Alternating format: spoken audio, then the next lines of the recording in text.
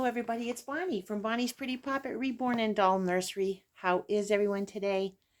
I hope that you're feeling well, that you've been able to spend time with those that you love, accomplish a few things you set out to do, and I certainly hope that you've had some time just to laugh and play and be yourself. Well, this is the 11th day of Dolloween, sponsored by Tina over at Tina's Reborns and More. And we have just been having a wonderful time with it today.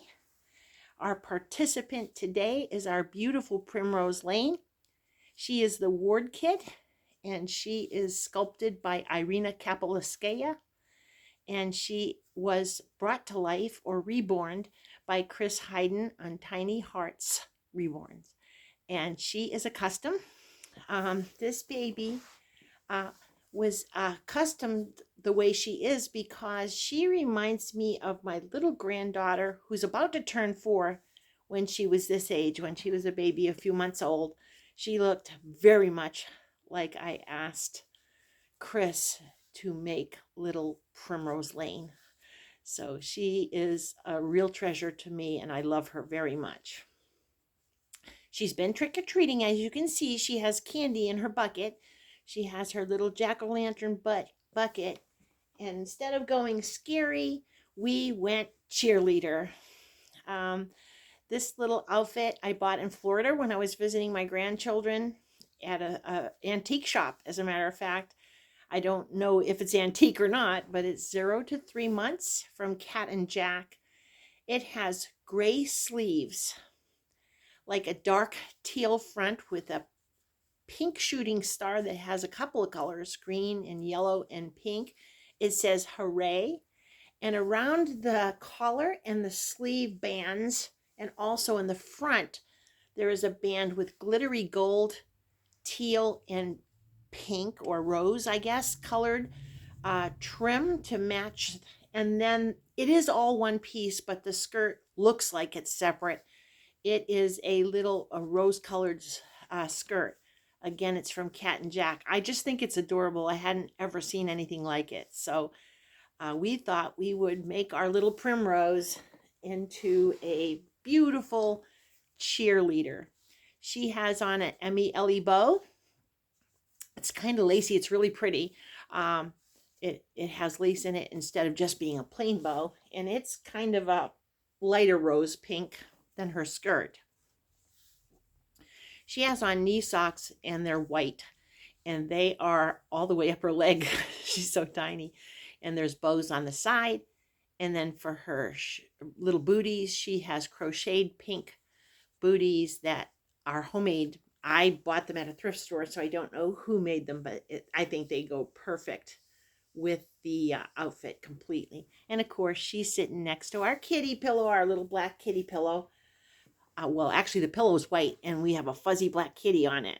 So she had been out trick-or-treating and got some loot, and then we decided that she would be the dolly for the Dolloween for today. Also, when I was watching Tammera the other day, she did a Thomason's Spooky Sounds tag, which would scare you more, this or that. So we thought we'd participate in that as well. So we're going to take a minute and do that. For those of you who don't know, Tammera is from Thomason's Once Upon a Nursery. And she did a tag. And there's 6 questions, this or that questions. And then she did a bonus one as well at the end. So there's actually 7 this or that's. So we're going to do it now. It was very fun. I listened to her answers. I hope other people participate because it's quite fun. But anyways, let's get started with number 1. Which would scare you more, howling wind or to hear a whisper in your ear? Well, I picked a whisper in my ear. Howling wind is normal. It's natural. You hear it all the time when you're in the house, especially when the house is empty and it's just you. And especially this time of year, you hear the wind howling. But if somebody's whispering in your ear, that means that they're in your house. So that's kind of frightening. So I have to admit that that would scare me more. Number 2, which would scare you more, crunching leaves or creaking floorboards? Again, Crunching leaves. We live near a state park, so there could be some raccoons and woodchucks, or we also have some, unfortunately, some stray cats in the neighborhood. So I could definitely hear, or just somebody walking past our house, I could definitely hear crunching leaves. But if my floor is creaking, I'm going to assume somebody's in the house and somebody could be coming after me. So that would scare me more for sure. Number 3, which would scare you more, an owl hooting or a wolf howling? Well, I kind of like the sound of an owl. Have you ever heard one in the evening with a moon full and you're sitting out on your porch? And I like the sound of a hooting owl. So I'm going to have to say a wolf howling. Although I think wolves are beautiful animals, if I'm hearing one howling, that means he's probably pretty close to my house, and that would be very scary.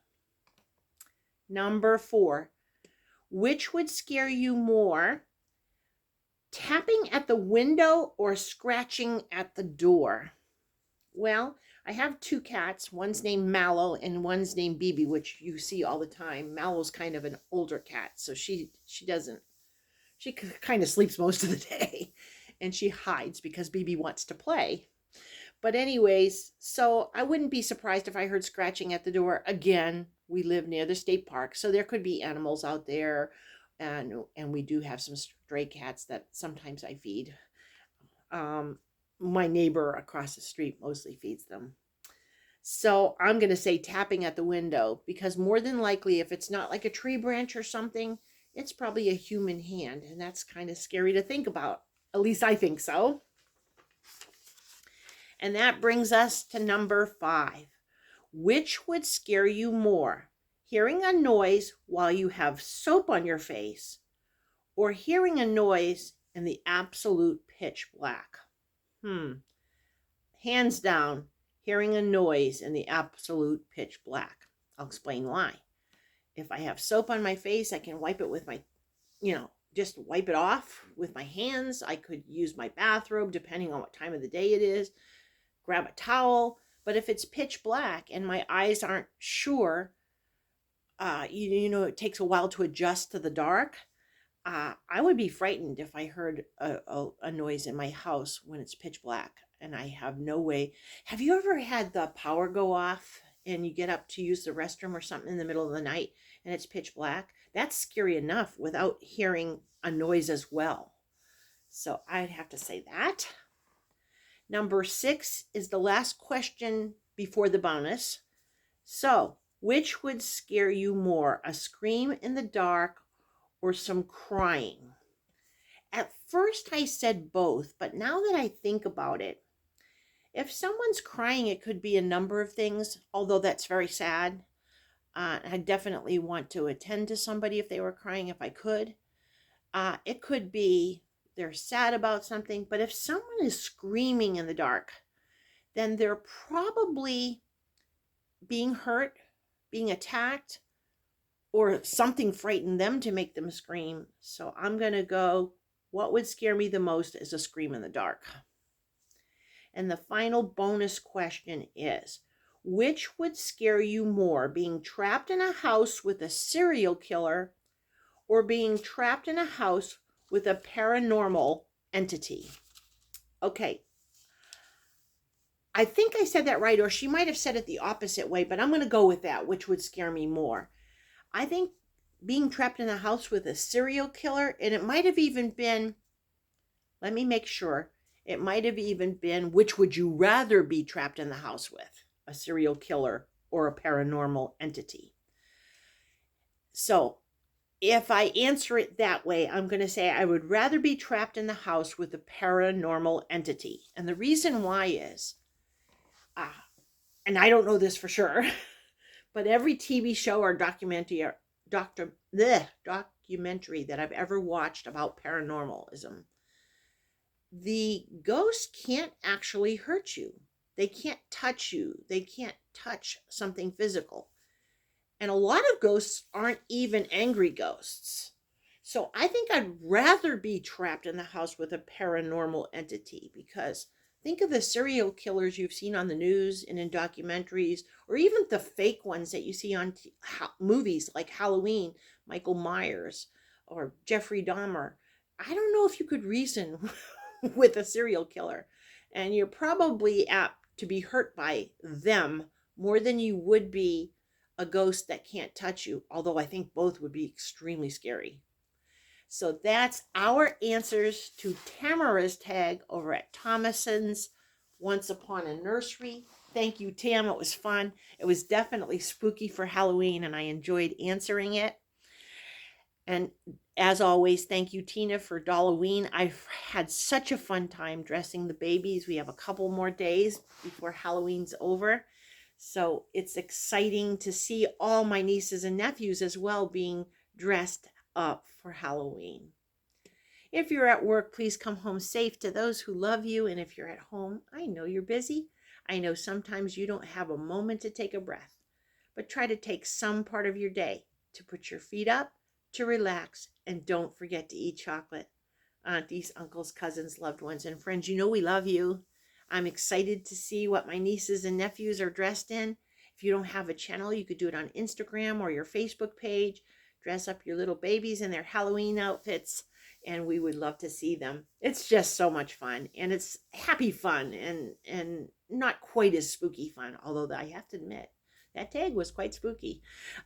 Just a perfect thing for just Halloween being right around the corner. I love you all. God bless you. Mwah. And we will see you real soon. Right, Primrose?